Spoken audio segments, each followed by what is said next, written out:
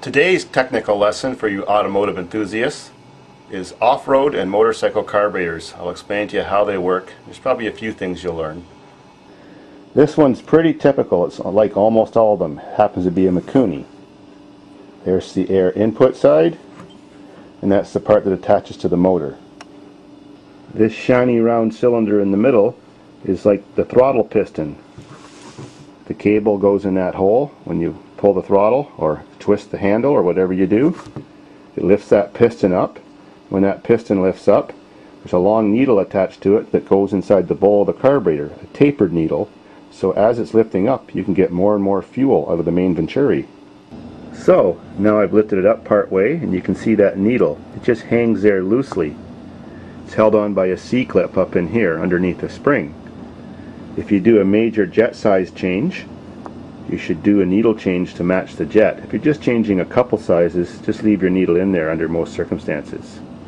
On this carburetor, it has one of the most common types of choke. I call it the bypass system choke. When you pull this lever, it lifts up a little tiny brass piston in this little cylinder.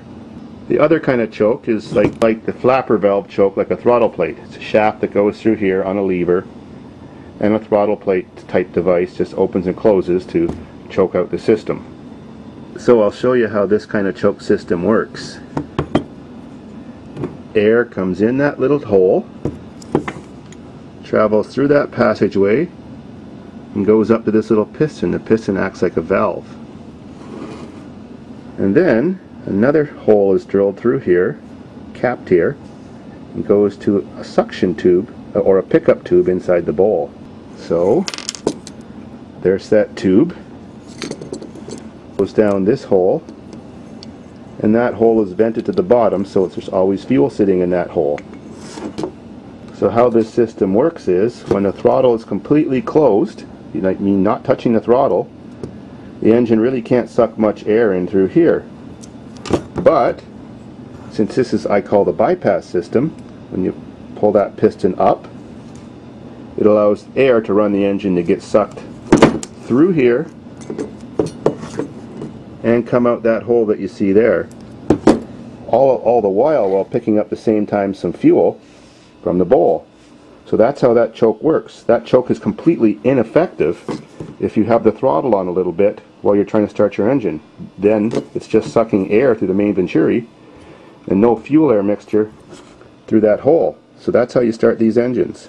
The engines that use the choke plate method actually start a little better usually with some throttle on, because then there's more air being allowed to be sucked through the carburetor, and that means then more fuel can be sucked out.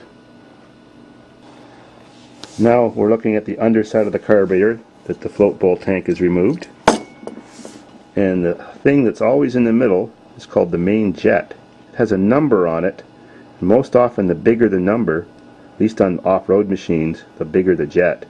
You can tell by the fact that this has a tiny hole that it probably came off a 4-stroke machine. The little brass cup around the jet is actually called a windage baffler. It just sort of puts a cup around the jet while it's in the fuel tank or the reservoir, so that splashing and sloshing doesn't change the amount of fuel going up the jet. These jets just unscrew, they're never very tight. And inside that hole, of course, is that needle I just showed you. These jets cost anywhere from $3 to $5.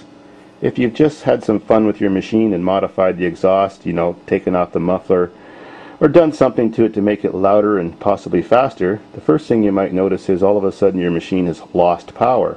Well, why? Isn't less exhaust back pressure better? Well, it is. But it's just become too lean, so this could burn out your valves and be harmful to your engine. So there is a redneck way if you don't have any jets handy to change. You just get one of these jets, most of them are made of brass, just use the one that was already in it, and get just a diaper pin or ordinary sewing pin, something like that, and put it on your ordinary grinder, grind a little wedge on it instead of a point. When it has a wedge it looks like a chisel.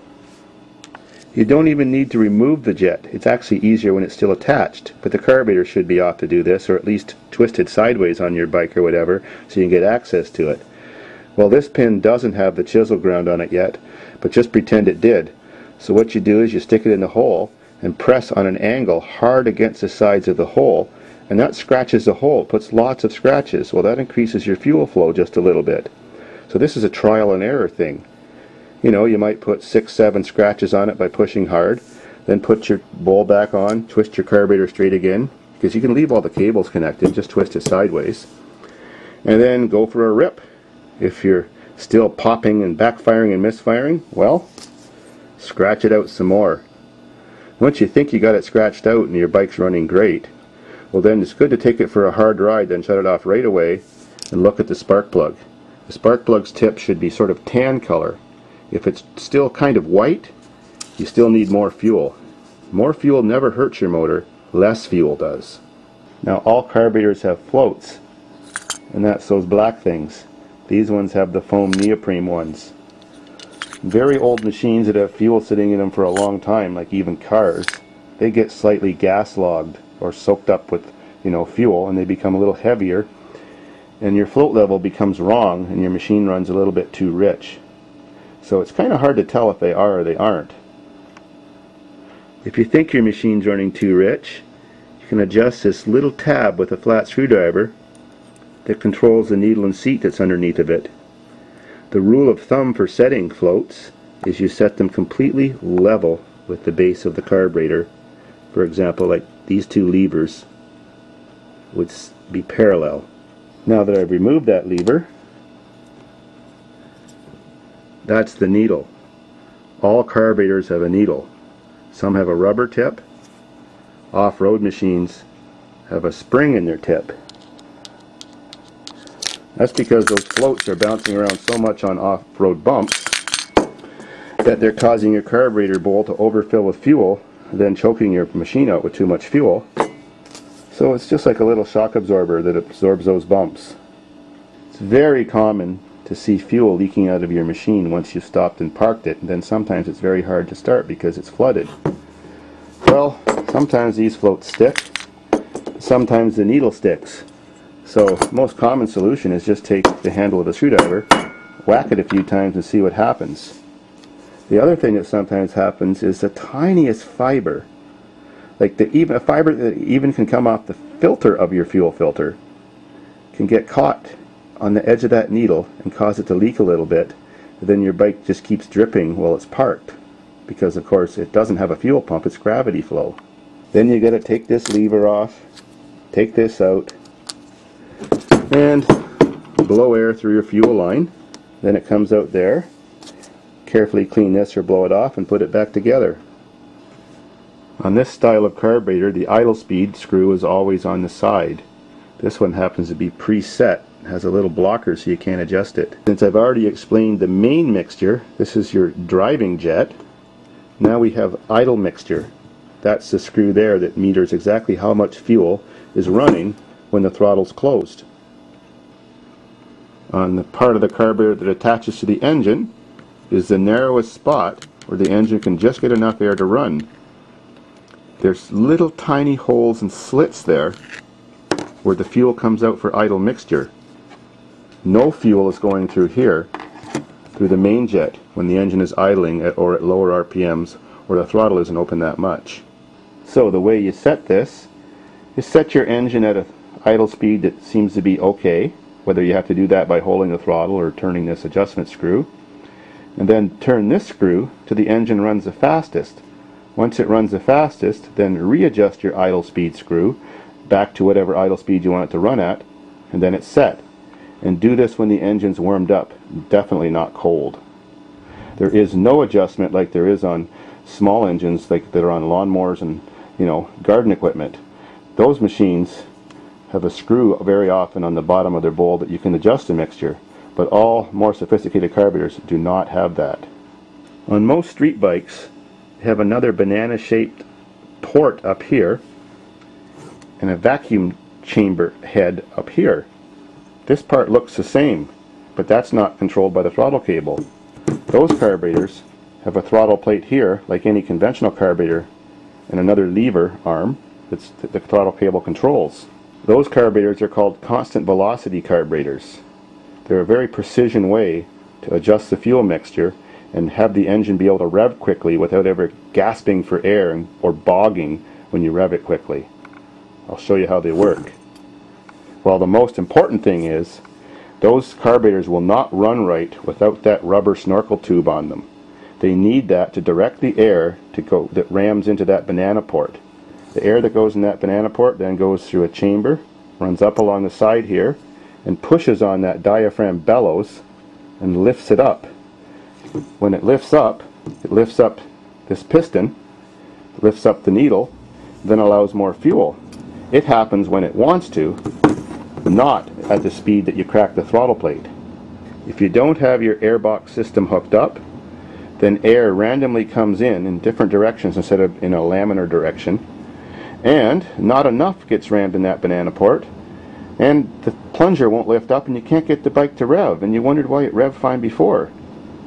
They're different than all other carburetors. That's important. On most of these off-road carburetors, they have a big nut in the bottom of the bowl. That's for a quick jet change. Just put a ratchet socket on there or a wrench, loosen the clamps on the rubber snorkel tubes, twist your carb sideways on your machine if it's possible, and then you can easily stick just a little nut driver tool in there and pull your jet out and change it right on the scene. You know, you don't have to take everything apart and go back to the shop. Very simple. More thing, almost all of these carbs have a little flat or Phillips screw head sticking out the bottom of them with a spring on it or in a hole. That's your bowl drain. Anytime your machine sat for more than 6 weeks to 2 months, if you want it to start quickly, shut your fuel off on your tank, loosen the bowl drain, let the ounce or so of fuel that's in there run out and bleed out on the ground, turn your fuel valve back on, and let it refill. If you have a street bike that says prime, you have to actually let the fuel flow on prime position, not run. No fuel will flow on run because prime position bypasses the vacuum shutoff that causes fuel only to flow on run when the engine's running. On this particular carb, it doesn't have that drain screw, so you have to take off this nut to do that. So, I think that sums it all up. All you need to know